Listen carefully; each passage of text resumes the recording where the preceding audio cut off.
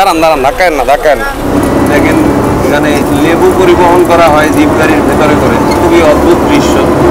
এগুলো মূলত সাতকরা, এটাই হচ্ছে আমাদের শ্রীমঙ্গল, এখানকার ঐতিহ্যবাহী সাতকরা পরিবহন করা হচ্ছে। আমরা এখানে চানাচুর নিলাম, 10 টাকার চানাচুর। বাসে বসে এই মাখা টাকা খেতে ভালোই লাগে আসলে। আমরা ফিনলে টি এস্টেট পার হয়ে এখন আমতলী চা বাগানে চলে এসেছি। আমাদের আজকের পর্বে আমরা আপনাদেরকে দেখাবো কিভাবে সিলেট থেকে লোকাল বাসে চেপে শ্রীমঙ্গল আসা যায়। চলে এসেছি আমরা চায়ের দেশে স্বাগতম। আর এখানে আসতে কি কি ঝামেলা আপনাদেরকে পোহাতে হবে তারও বিস্তারিত বর্ণনা থাকছে এই ভিডিওতে। এছাড়াও ভাড়া কত এবং কতক্ষণ সময় লাগে তারও বিস্তারিত থাকছে আমাদের আজকের এই ভিডিওতে। তাহলে চলুন না শুরু করি আজকের ভিডিও।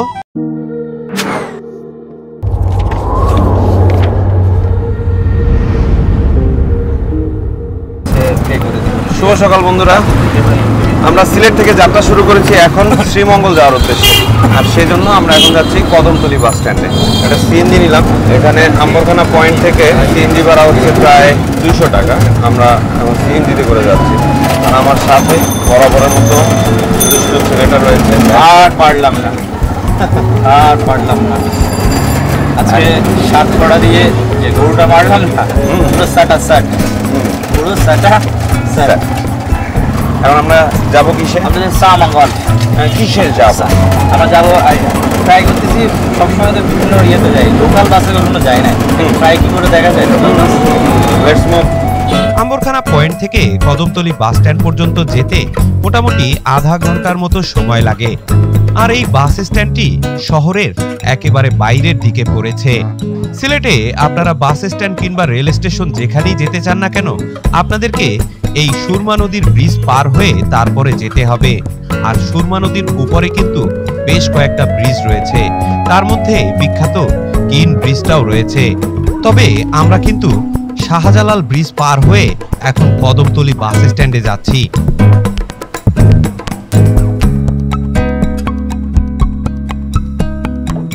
অবশেষে আমরা কদমতলী বাস স্ট্যান্ডে চলে এসেছি।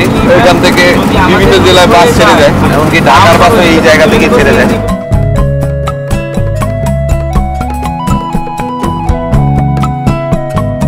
মূলত আমরা যাবো শ্রীমঙ্গল, কিন্তু আমাদেরকে হবিগঞ্জের গাড়িতে উঠতে হবে। এখানে বাস কাউন্টার রয়েছে, আমরা এখন টিকিট কাটবো। আবারও সেই পোটলা পাটলি নিয়ে এসেছি।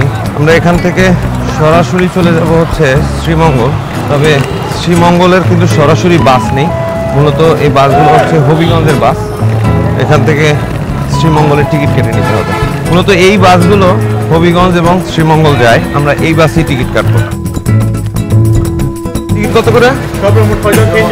হ্যাঁ,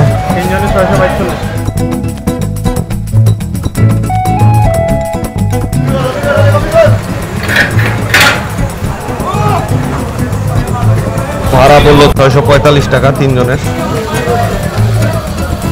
আমাদের সিট হচ্ছে 25, 26, 27, ভিতরে মাঝখানের দিকে 25, 26, 27, এই তিনটা আমাদের সিট মোটামুটি পেছনের দিকে।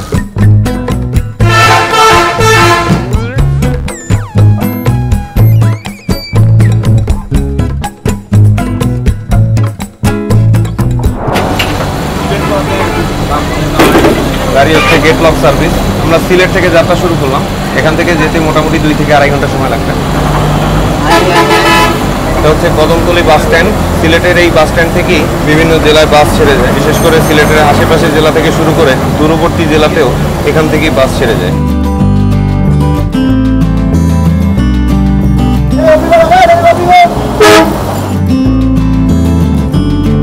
এখানে আমরা অবশেষে একটু সিটে এসেছি। এখান থেকে হবিগঞ্জ যেতে মোটামুটি আড়াই ঘন্টার মতো সময় লাগে। তবে শ্রীমঙ্গল কিন্তু আড়াই ঘন্টা লাগে না, মোটামুটি 2 ঘন্টা 20 মিনিটের মতো সময় লাগে। যদিও এটা সিটিং সার্ভিস লেখা, কিন্তু জায়গা জায়গা থেকে যাত্রী উঠানো হয়। মোটামুটি বলতে পারেন সেমি সিটিং সার্ভিস। কত করে? 10 টাকা। আমরা দেন এখানে আমরা হচ্ছে 10 টাকা করে। আমরা নিয়ে নিলাম। অবশেষে বিশাল একটা বিরতির পরে আবার আমাদের বাস যাত্রা শুরু করলো। এখানে ব্রিজের গোড়ায় অনেকগুলো যাত্রী নেওয়া হলো। এখন আশা করা যায় সে অতি সত্বর ট্রেনে চলে যাবে, কিন্তু জায়গায় জায়গায় দাঁড়াবে এ ব্যাপারে নিশ্চিত। বাসের টিকিট চেক করা হচ্ছে। বাইরে রয়েছে অপূর্ব সবুজ প্রকৃতি। আসলে এই প্রকৃতির নেশায় সবাই বারে বারে এই সিলেটে ছুটে আসে। আমরা এখন প্রকৃতি উপভোগ করতে করতে সিলেট থেকে শ্রীমঙ্গল চলে যাচ্ছি।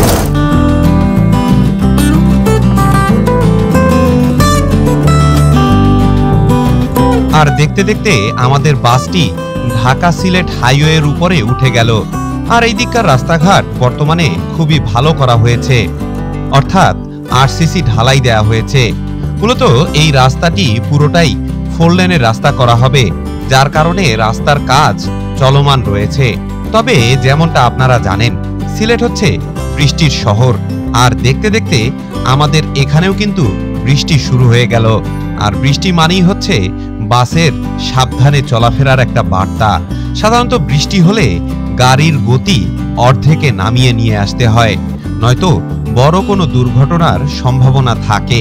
আমাদের বাসও বর্তমানে খুব সাবধানেই চালাচ্ছে। দেখতে দেখতে আমরা নাজিরবাজার চলে এসেছি। যেমনটা আপনাদেরকে বলেছিলাম, এই ডান পাশে যে উঁচু করে মাটি রাখা হয়েছে, মূলত এগুলো রাস্তার কাজে ব্যবহার করা হচ্ছে। এদিকের 4 লেনের রাস্তাটা হয়ে যাওয়ার পরে এখানকার মানুষজনের চলাচল আরো অনেক সহজ হয়ে যাবে ইনশাআল্লাহ। এটা হচ্ছে বাইপাস রাস্তা। এটা হওয়ার কারণে এই সিলেটে থেকে ঢাকায় যেতে কিন্তু অনেকটাই সুবিধা হয়েছে। এই রাস্তাটা শায়েস্তাগঞ্জ হয়ে সরাসরি চলে গিয়েছে ঢাকায়। এই রাস্তা ধরে আপনারা সরাসরি চলে যেতে পারবেন ঢাকায়।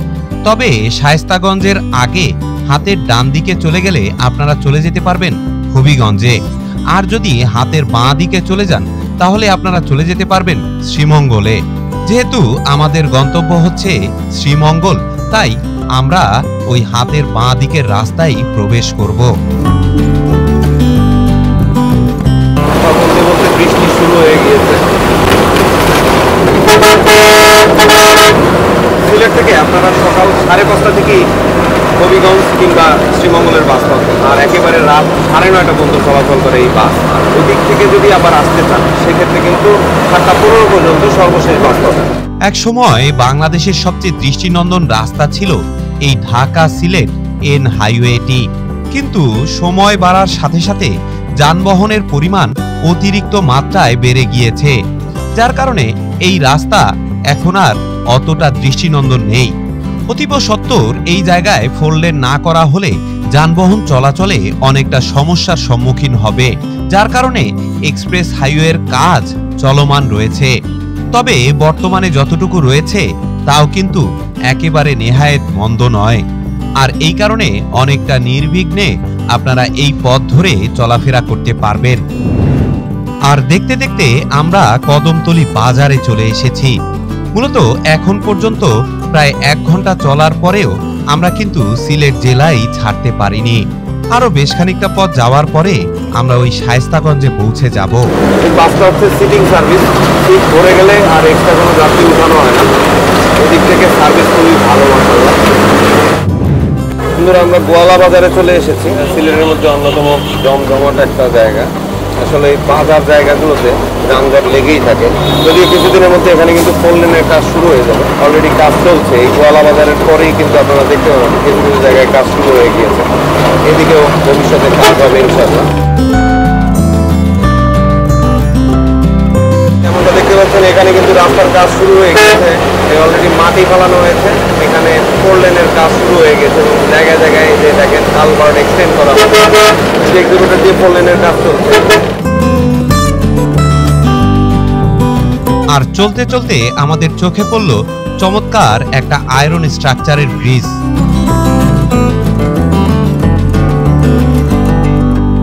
আর এই পথে চলতে চলতে এরকমের অনেকগুলো ব্রিজই আপনাদের চোখে পড়বে। এখানে টোল দিতে হয়। এখানে বড় বাসের টোল হচ্ছে মাত্র 35 টাকা। এখন টোল দিয়ে ব্রিজের উপরে উঠছে।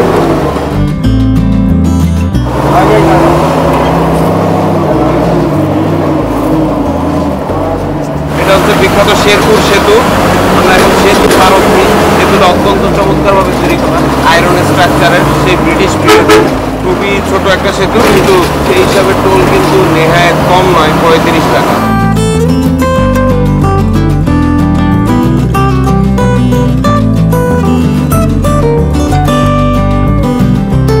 এখানে আবার একটা স্টপেজ রয়েছে, এখানে যাত্রী নামবে। আমরা এখানে চানাচুর নিলাম, 10 টাকার চানাচুর। বাসে বসে এই মাখা টাকা খেতে ভালোই লাগে আসলে।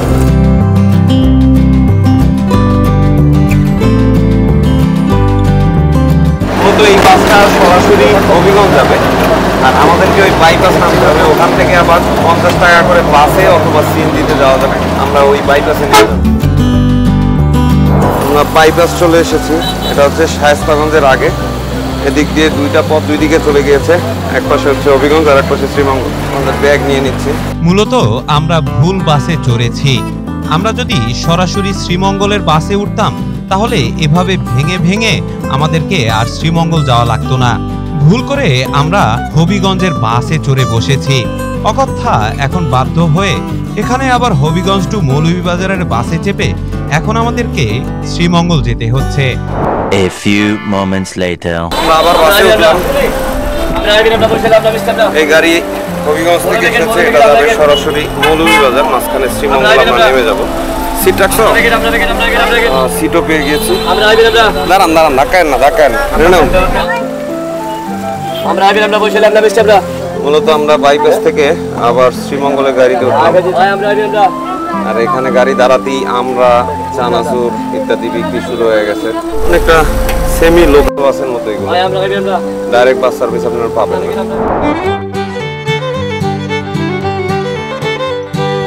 আর অবশেষে আমরা শ্রীমঙ্গলের রাস্তায় ঢুকে পড়েছি। এন রোড থেকে এই দিকের রাস্তা অনেকটা সরু, তবে রাস্তার মান কিন্তু খুব ভালো, চমৎকার রাস্তা। এই রাস্তা ধরে সরাসরি শ্রীমঙ্গল হয়ে মৌলভীবাজার চলে যাওয়া যায়। এদিকে শ্রীমঙ্গল ঢোকার সাথে সাথে আপনাদের চোখে সবুজ শ্যামল প্রকৃতি।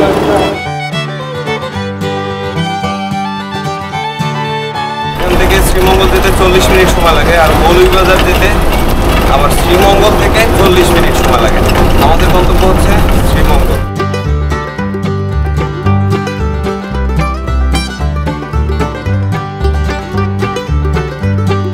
আমরা কিন্তু ফিনলে টি এস্টেটে ঢুকে পড়েছি, আর এখান থেকে শুরু হয়ে গেল শ্রীমঙ্গলের বিখ্যাত চা বাগান।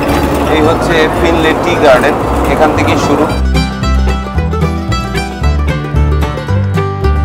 বাংলাদেশে যতগুলো বড় বড় চা বাগান রয়েছে তার মধ্যে এই ফিনলে চা বাগান হচ্ছে অন্যতম বড় একটা চা বাগান। মূলত শ্রীমঙ্গলের বেশিরভাগ অঞ্চল জুড়েই এই চা বাগানের বিস্তৃতি। ঢাকা কিংবা সিলেট থেকে যাওয়ার পুরো পথটা জুড়েই রয়েছে এই চা বাগান। তবে এখানে কিন্তু অন্য মালিকানারও চা বাগান রয়েছে, তবে সবচেয়ে বড় চা বাগানটি কিন্তু এই ফিনলে টি গার্ডেনেরই। আর সবচেয়ে মজার ব্যাপার হলো এই পথে চলতে চলতে সবুজ প্রকৃতি আপনাদের মনকে পুলকিত করবে। আর মূলত এই অঞ্চলটি উঁচু নিচু টিলায় আবৃত একটি অঞ্চল, আর সমস্ত টিলার উপরেই রয়েছে হয় চা বাগান নয়তো রাবার বাগান।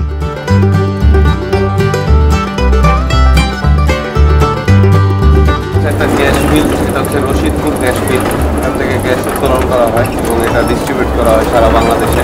শ্রীমঙ্গলে আসলে আপনাদের সবচেয়ে যেটা ভালো লাগবে এখানকার আঁকা পাকা রাস্তা আর দুই পাশে চায়ের বাগান।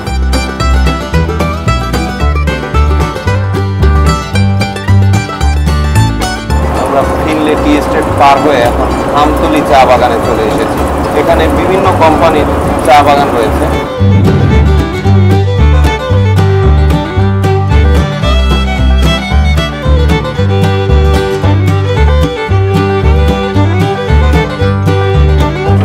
এসেছি আমরা চায়ের দেশে স্বাগতম।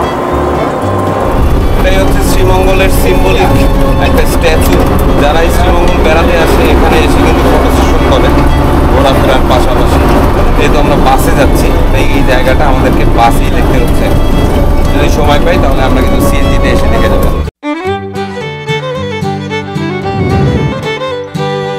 এদিকে এসে আবার সমতল ভূমি চোখে পড়লো। এদিকে অনেক জলাধারও রয়েছে, আর পাশাপাশি ছোটখাটো অনেক খাল বা নদী রয়েছে। আবার কিছু দূর যাওয়ার পরে আমাদের চোখে ওই টিলাগুলো পড়বে। অবশেষে আমরা শ্রীমঙ্গল মেইন শহরের আশেপাশে ঢুকে পড়েছি। আর শহরের আশেপাশে কিন্তু অনেকগুলো চমৎকার চমৎকার রিসোর্ট রয়েছে। আমরা এখানকার রিসোর্টগুলো ঘুরে দেখব থাকার মতো কোন জায়গা রয়েছে ভালো। কি অবস্থা, ভালো আছেন? ইনশাল্লাহ ভালো আছি। ট্রিপ কেমন চলে? এই তো আলহামদুলিল্লাহ ভালোই। ভালোই চলে না? জি জি। দিনে কয়টা মারেন ট্রিপ? এই তো দুইটা মারি, যাই আর আসে। যান আর আসেন। আপনাদের গাড়ি তো হবিগঞ্জ থেকে সিলেট, হবিগঞ্জ থেকে সিলেট, কিন্তু এটা ওই যে মৌলভীবাজার হয়ে মৌলভীবাজার যায়। হয়ে। আর আরেকটা হচ্ছে ডাইরেক্ট ওই দিক দিয়ে বাইপাস। বাইপাস হয়ে আসে। দেখেন এখানে লেবু পরিবহন করা হয় জিপ গাড়ির ভেতরে করে, খুবই অদ্ভুত দৃশ্য। এগুলো মূলত সাতকরা, এটাই হচ্ছে আমাদের শ্রীমঙ্গল। এখানকার ঐতিহ্যবাহী সাতকরা পরিবহন করা হচ্ছে।